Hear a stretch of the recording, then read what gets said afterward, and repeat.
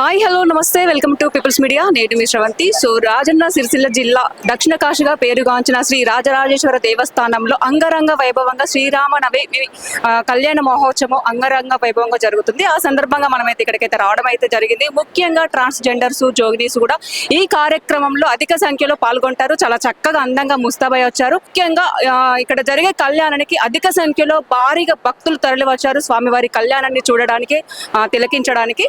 So ఒక్కసారి ఈ కార్యక్రమం మన దగ్గరుండి మనం చూద్దాము. అందరికీ శనార్థులండి. ముఖ్యంగా శ్రీరామనవమి శుభాకాంక్షలు. నా పేరు ఆరోహి ఎర్ర, నేను కరీంనగర్ నుంచి వచ్చాను. మేము గత 8 సంవత్సరాల నుంచి నేను శ్రీరాముడు కళ్యాణంకి హాజరవుతున్నానండి.